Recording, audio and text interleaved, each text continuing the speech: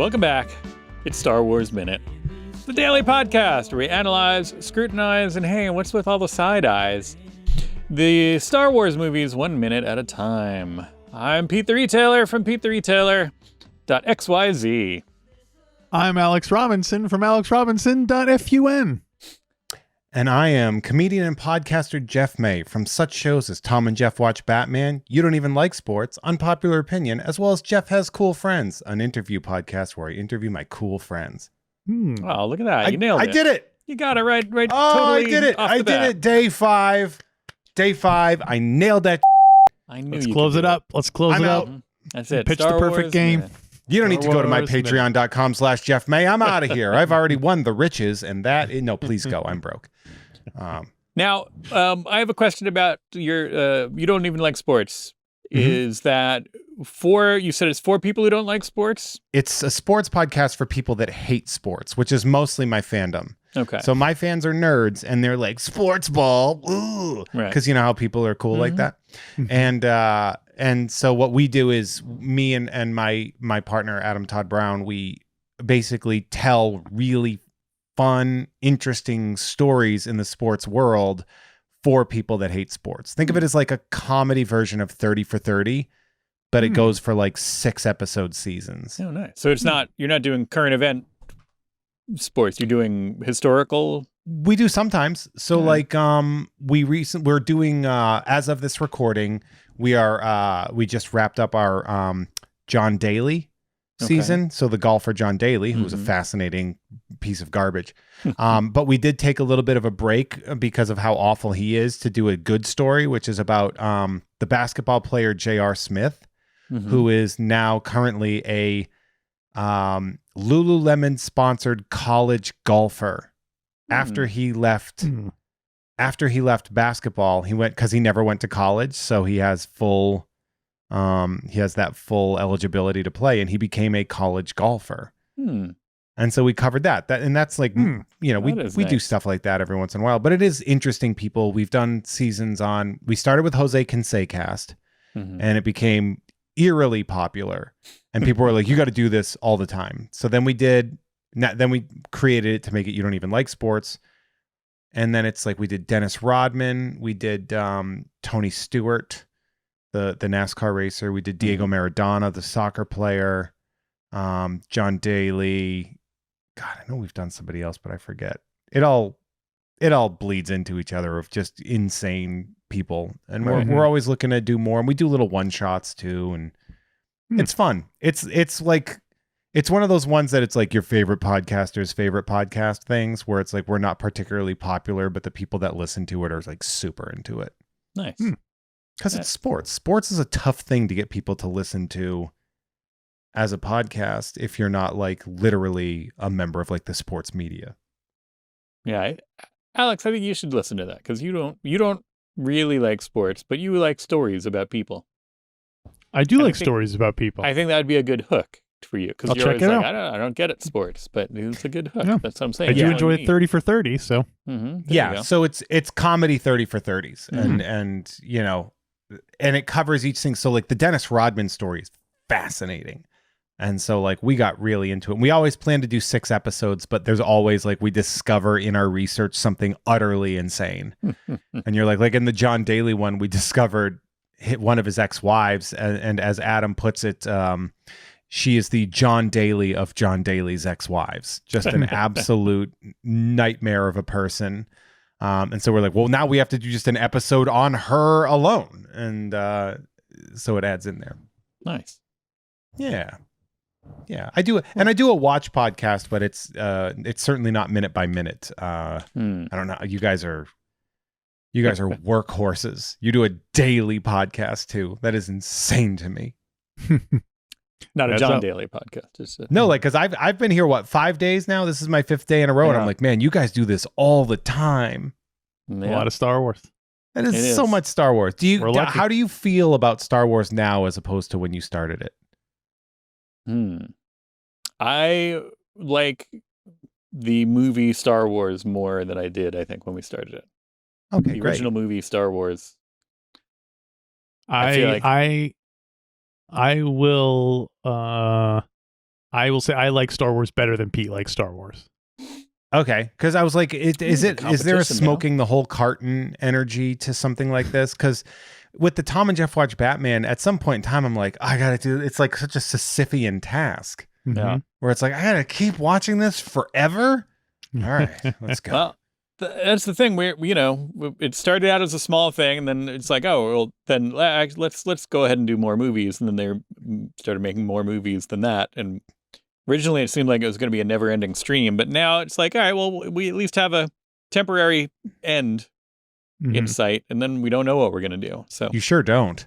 It seemed like it was finite, and then it was infinite, and now it's kind of surprisingly finite again. So are you guys going to do series? No, we've been doing some, as the live action shows come out, we've been doing kind of individual recaps of them, but not minute by minute.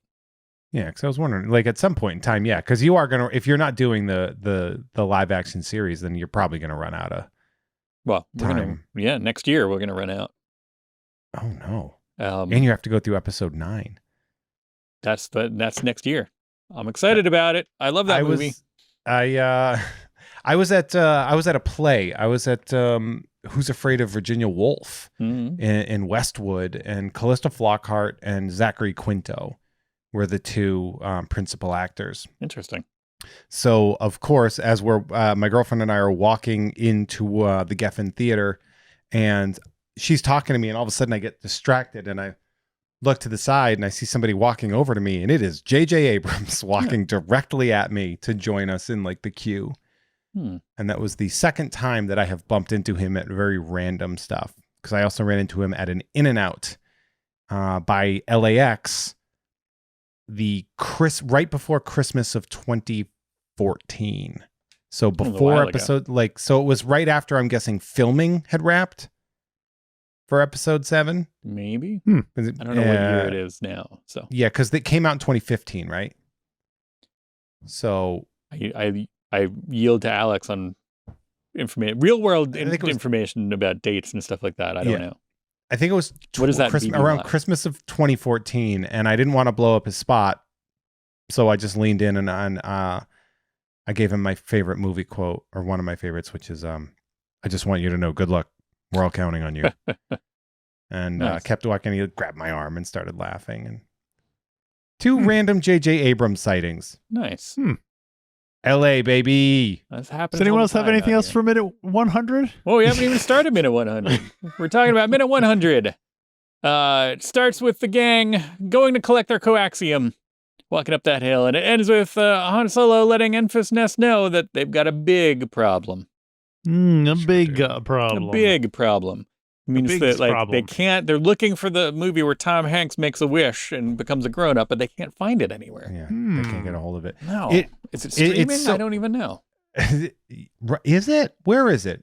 Is it in one of the evil ones like Amazon? Are they a sponsor? Well, no matter what, you can pay to get it, but science will never know the answer. Paying so much for subscriptions anyway. Why can't I watch that movie? Yeah, I just subscribed to Big Flicks. Oh, there you go. And it's like, what else is on there? It's nothing else. Just Big. It's just Big. Wow. What it really comes down to is I'm renting it on DVD. It's Big, and it's the Big Lebowski, but you're not going to watch that. We already talked about it. I don't watch that. Yeah. No. I'll tell everybody I watched it, and then when they ask me what my favorite part is, I'll be like, probably the part where he does the keyboard thing at FAO Schwartz when he plays it.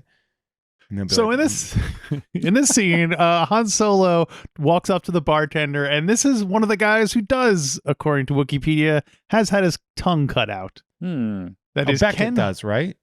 Yeah, because Beckett asks him about brandy. Yeah. Oh, Beckett walks up to the bar. You're right. And says, "So I hear you make good brandy," and I just picture that's such a like a touristy thing. I bet everybody goes to Savory, and they're like, "Oh, like there's like." It's like stereotypical. It's like having a Guinness in Ireland, or like having pizza in Italy, or something like that. They're like, "Oh, it's Savory, and I ordered a brandy. Here are my Instagram photos." Yeah, it's like going to Key West and being like, "This cigar is a Hemingway." Key lime pie, anyone? Exactly. That's enough. Yeah. Ken Holt Ransard here. In addition to being the brandy, he's the guy who makes the brandy, and he's also the spiritual leader of the community. And I couldn't tell if that was like a pun, like a spirits. Yeah, he making spirits, baby. Or I also think it's funny, or kind of, he's this guy who makes the brandy and he has no tongue. Like, how does he know? Wait, it's Beethoven being deaf, I guess. It's like, he just knows. Science. He knows through the chemistry what it will taste like. He doesn't need to taste it himself. Smell it and, see the color, and holds like those commercials where you hold up the vial and look through it. Yeah, it's true. Like in the commercials. Yeah, he wears a little lab coat. Yeah. It's like, why do you have a lab coat on? You're in the desert. And he's just like, it's part of the illusion. He can't tell you because he's got no tongue. But so this guy specifically, see, this is the kind of thing. This translation from screen to lore is the kind of thing that bothers me sometimes, because it's like, I just assume that to mean like, oh, like on the planet, I hear you guys make good brandy here. Yeah. But he walks up and he says, oh, I hear you make good brandy. And then they instantly had to go and be like, oh, this particular guy whose name we're going to make up is a brandy maker who makes good brandy. And we've heard of, like, it's like they have to like pin it to very specific, like literalism of like what. There's a couple of other times that's happened where it's just like, all right, we can't just have this be a vague, like an open thing. And it's like, oh, I hear you make good brandy, like you, the people of Savareen. You know what I mean? It has to be like, oh no, I hear you, this person makes good brandy. Everyone on Savareen is involved in the brandy making industry. I don't know. I did an interview with Dana Snyder, who you might know as Master Shake from Aqua Teen Hunger Force, but he also plays a Hutt in one of the cartoons. Oh, right, yeah. And he says that he is apparently the arch enemy, not on purpose, but of like the Lucasfilm Bible guy, because Dana does a lot of improv when he's doing his lines. And so if something he improvs makes it into the script, there's now this guy that has to be like, he's like, wow, that's what you look like on Rigel 7 or whatever. And then this guy's going to be like, well, now I have to create an entry for Rigel 7 because this idiot comedian couldn't just calm down. You know what this is? This is me playing the smallest vowel chord in the world for the guy who has to sit around entering stuff in Wikipedia. Come on, dude. That's what you're there for. Sure, but also that has really got to be a headache. And it's not just like, gosh. Like, here's the thing though, is Legends is what happens when things get unfettered and a little too, when it's like, I guess Chewbacca got crushed by a moon then. Yeah. Like this whole, like, it gets so intense and insane. It becomes like DC Comics in 1985, where in 20 years, we got to do Crisis. This continuity is going to seem just as crazy and sloppy and haphazard as the expanded universe was. It's not like it's the inevitable outcome of having a universe. It's just supposed to be stressful to be the script supervisor, essentially, of like the biggest thing. Heavy lies the crown on the person in charge of the continuity. But I mean, it's funny because it's probably not some nerd. It's probably somebody who just like has this as their job. It's just like, this is the job they have. And now, because of like some like, Lego Star Wars maker cartoon that shouldn't really matter, some random guy goes off script, and the next thing you know, you have to spend like 3 days trying to come up with the lore for some kind of a stupid planet that didn't exist. Mm-hmm. And that's then probably other a people Star have Trek to, like, name. Do something that's, like next time somebody goes in and wants to do something adjacent to that, then they have to be. It's like, oh well. This is already established. This one thing that the guy said in the Lego cartoon. Yeah, it just convolutes the stream so much. It's like dropping a small turd in a big river. You know it's there no matter what. That's a good. Yoda should have used that metaphor in one of his lessons. He did. Yeah, that's from episode 2. Speaking of small turd, what do you got in the book there?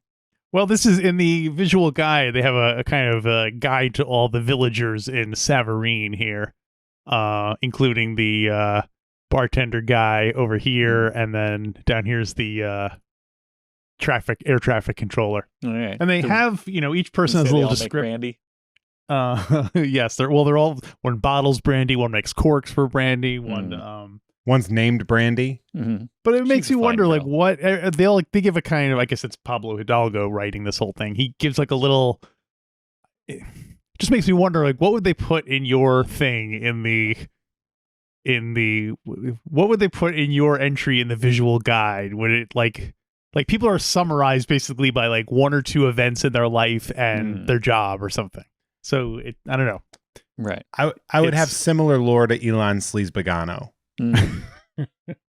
Legends or canon? Sleazebagano. Give me Legends. Okay. Sleazebagano. He cleaned up his life, I think, in Legends, didn't he? Probably. I don't know.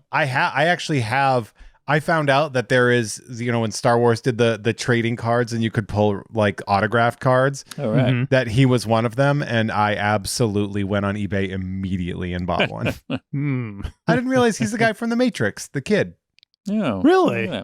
I did not. I was today 8 years old when I learned that, as the kids say these days. It's literally right here. Look, there he is. Sleazebagano. Look at him. It's going up on my wall. They should do a Wire style Star Wars story where you see like the spice trade from the ground level of like Sleazebagano all the way up to the top, where Palpatine and totally the Hutts. I know that's like a medium bit that you're doing right now. I would kill for that. We would all watch it.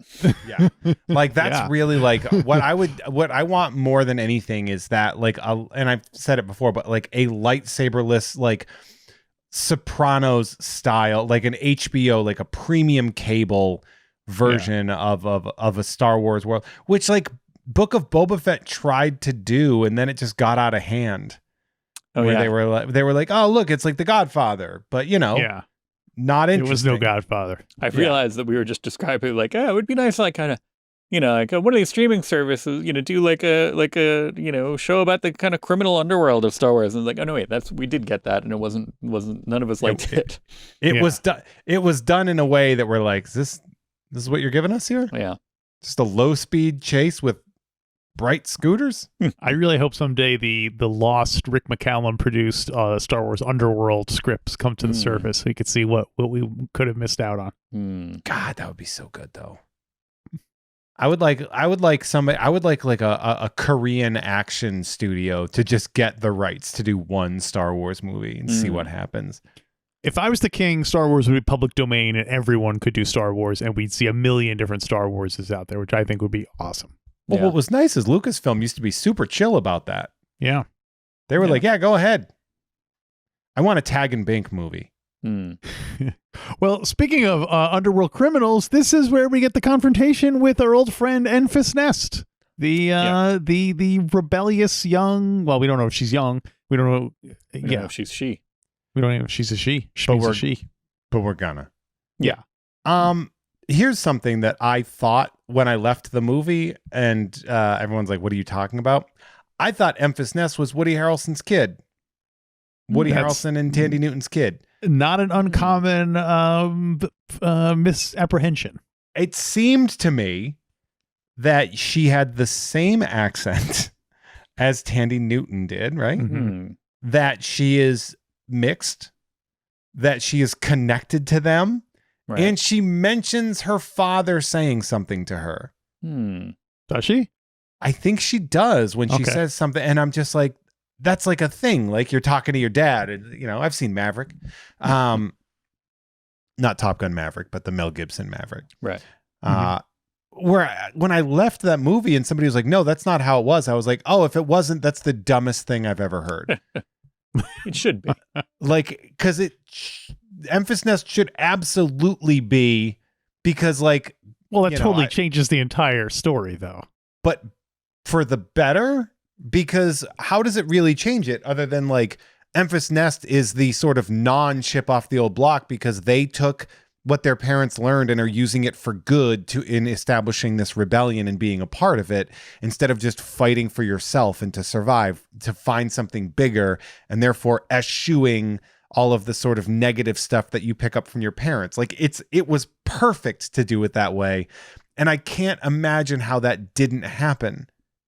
I think I think that is a good story to tell and within this universe, but not in a Han Solo movie. I think you have to have that be its own story. Like that would be a good Star Wars story about people we didn't know, like introduce Beckett, introduce Val, introduce the crew. Don't have Han Solo be a part of it. Have them dealing with this. Well, that would have been nice. Yes.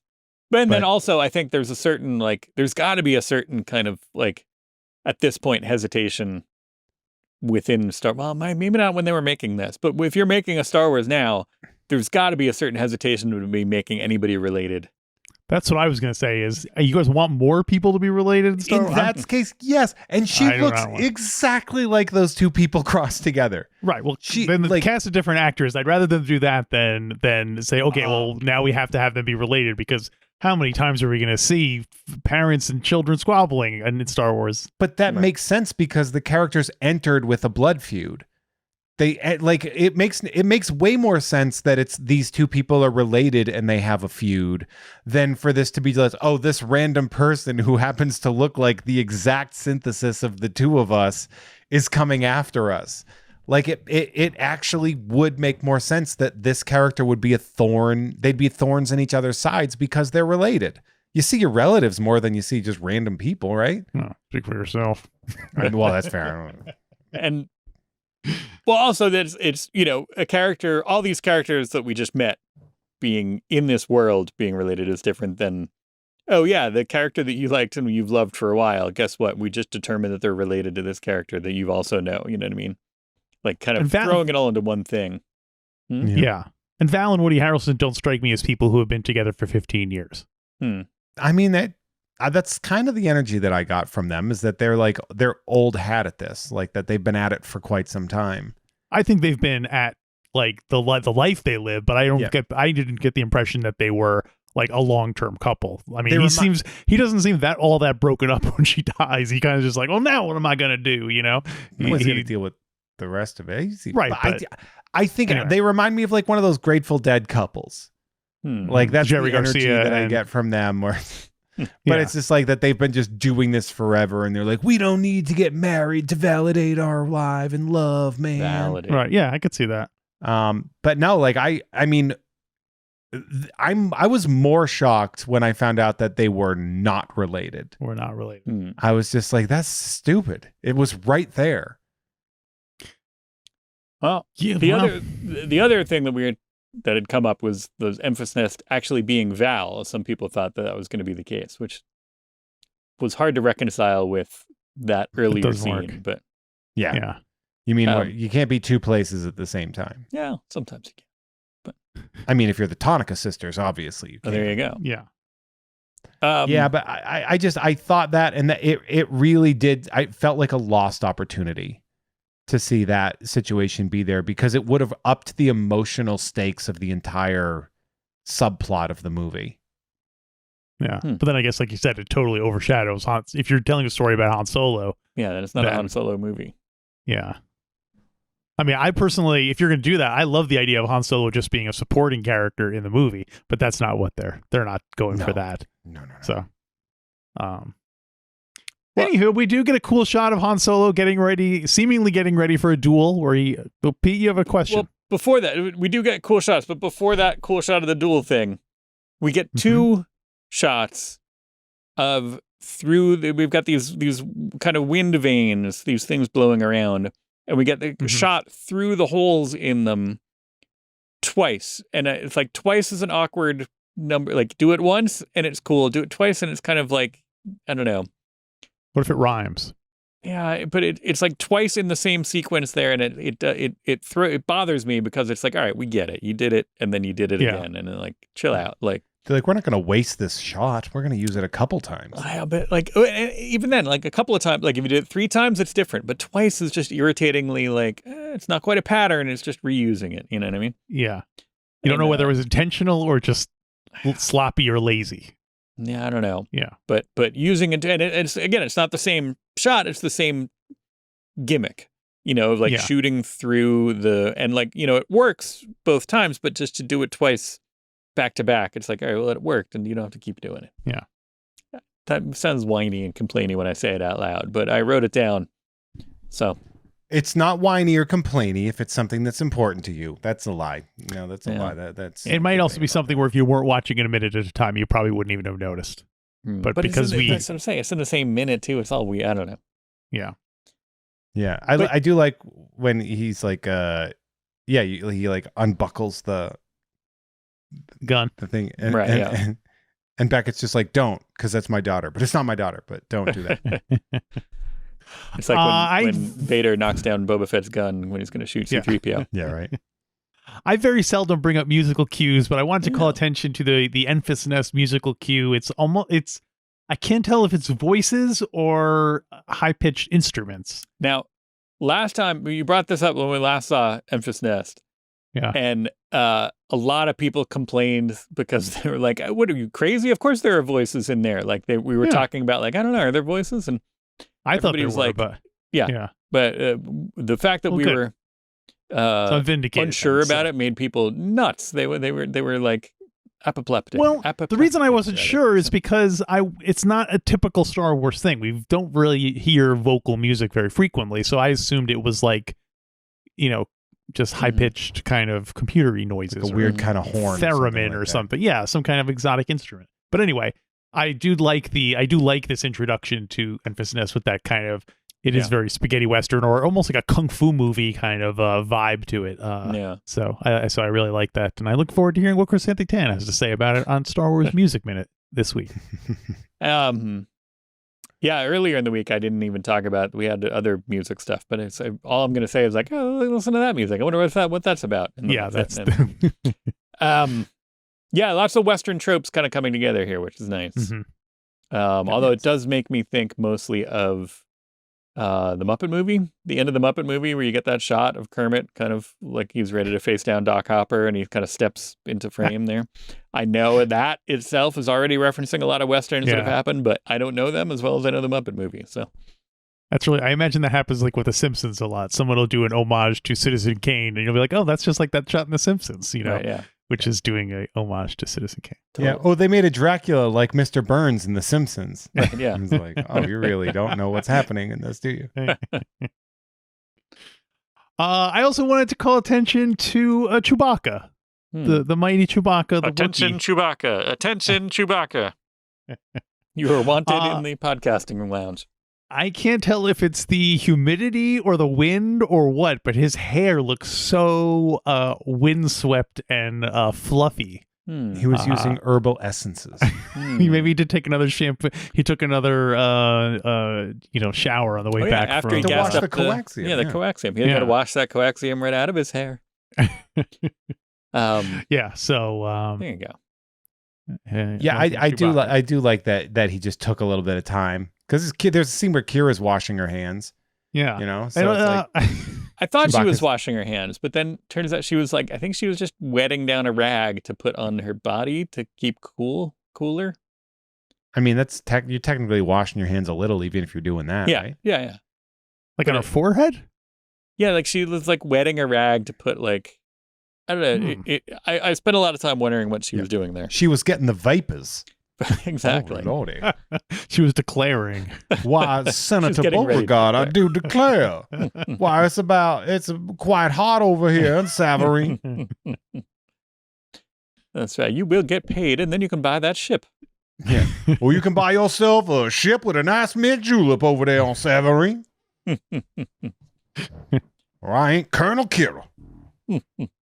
That's all I got for minute number 100. Same. We made it to 100. Jeff, are there any other notes you had for this minute or for Solo in general? Because this is it. I know we've been inviting you back, but I think the lease is about up on the week. So it happens. One of the things when Enfys Nest goes, "You must have known you'd see me again," right. And Beckett's like, "I was counting on it, just wasn't expecting it to be so soon."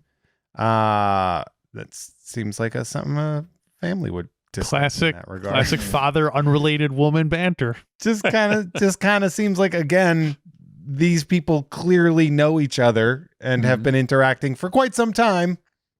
Almost is it possible they don't know? Is it possible they don't know they're related?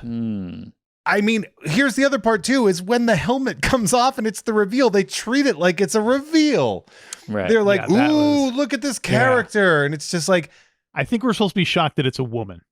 And I think that's what dumbest goddamn thing I've ever heard. We've all played Metroid. Right.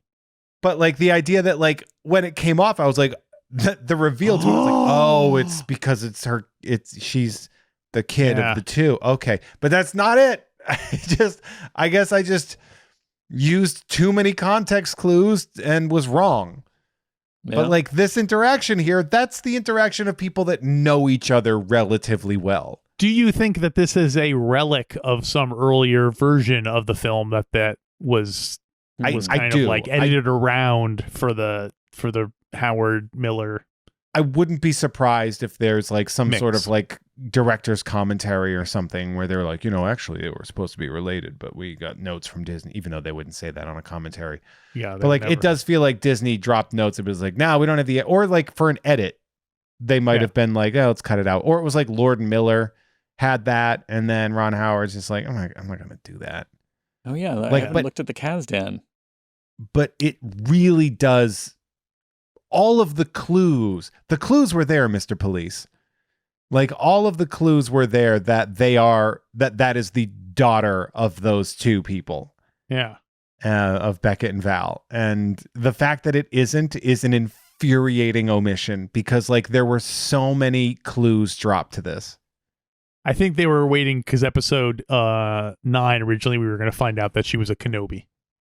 Yeah, right. So much. She also was a Palpatine. He was porking his way across the galaxy. Hey, it's good to be the king. There is not. I forgot to check the Kazdan notes. John Kazdan wrote like 52 things about Solo, and in first he says that Aaron Kellyman, who plays Enfys Nest, was the discovery of Nina Gold. And Lord and Miller exceeded our wildest hopes for Enfys Nest. She had a face made for the movies and blah, blah, blah. But then it says, in many drafts of the script, Enfys's number 2 was the mercenary Bosk. Oh. Speaking of people being related, not quite related, but who abandoned her at the end of the movie, as he is truly a soldier of fortune. Well, rest look Raouf. Man. I wish the movie had ended with a woman heartbroken because Bosk had left her behind. Well, it's funny too because Val mentions Bosk in the beginning of the movie. Yeah. Like, hire Bosk. And then Jon Favreau's like, we got a wiki. So maybe she was the offspring of Val and Bosk. Yeah, maybe she. Yeah, that's why Woody Harrelson didn't want to hire her. Yeah, that's Beckett looks at her and he goes, "You know how I feel about Bosk. Why would you even bring that up? I just thought he could help. He uses a mortar gun. A mortar gun. How's that going to help us? It won't, sadly. Mortar gun is his middle name. Yeah, we're going to take the Houndstooth. That's a capital starship. Trident, mortar gun, boss. All right. Well, that is all we had. And Jeff, thanks for hanging out with us this week. It was a blast. A lot of fun. I was glad to be able to do this. It took long enough, and I'm sorry that I didn't make myself more available. I'm so happy that I got to come on for Solo. I really enjoyed this movie. I think it's incredibly fun. I think, granted, there are some omissions in some of the plot points that I would have liked to have been addressed. Maybe people being related. It's fine. It's fine. I definitely think I'm right about how they were supposed to be related, but that's fine. It's fine. It's fine. In your head canon, say they're related. There you go. Who cares? There's nothing that says they're not related. Yeah, I don't try to steer the roller coaster. I just go on it and enjoy the ride. No, I had a blast. I really did. I really did enjoy it, and it's great. And I love the show. Oh, thanks. It'll definitely be interesting to see as time goes on some of the behind the scenes stuff that comes out, and it'll be fascinating. 20 years from now to be like, I'll be old man being like, 20 years from now, people will be like, Solo. And everyone's be like, I love it. It was my favorite movie. And I certainly didn't go on the internet and say horrible things about it, which this Attack of the Clones renaissance that we're getting right now, where everybody's just like, I love it. I love it. It's the best. I sure do love Hayden Christensen. It's like, you monsters were a nightmare to him. It's true. You have no right saying those things. Well, I don't think the people who are saying that now, I think those people were children back then. I know some people that are just like, happy anniversary, Attack of the Clones. Yeah. Anyway, I don't know. I was great. Side note, and I know we do our plugs in the beginning, but if you are in the LA area, I do run a pretty cool stand-up comedy show in a toy and collectible store called Blast from the Past on Magnolia and Burbank. The show is called Mint on Card. If you're a toy nerd, you understand that. And it's the second Friday of every month, and it is free. And it's really cool and really fun, and I get to tell jokes in front of my childhood. So aside from my podcasts and stuff, you know, I have a feeling we have a Star Wars-based crew here. So if you are an LA person, come check that out because it is super cool, and I book it, and I make sure no bad comics get on the show. Cool. That sounds awesome. Yeah, it's pretty fun. The most recent one, I saw that it was happening, but I could not make it. It was like the triangle of where I was and where I needed to go, and it was the furthest point away from that. So it happens. We have July 8th and then August 10th. It's the second, it's the second Friday of every month. All right. We'll have a look. Tonight. Hey, oh dear. There you go. Tonight. It's happening right now. Go. It's happening now. It starts at 7:30. Come on, go. Come on. Put this podcast down. Go to the show. You can meet back up with us. Alex and I will be here tomorrow because we are talking about all kinds of stuff on our Patreon. We are doing we're making a chain. We wrapped up the Obi-Wan Kenobi Shobi. We came back for one last episode of That's No Moonraker, the James Bond last one for now because Alex finally watched No Time to Die. And now we're trying to get from No Time to Die to Cassian Andor by the time that show starts. And it's an interesting pop culture chain, and we'll see what happens.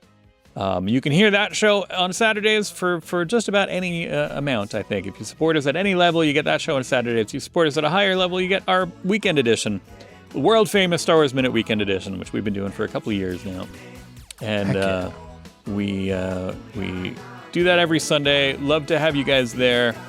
And otherwise, we'll be back Monday with a brand new episode of Star Wars Minute. Star Wars Minute.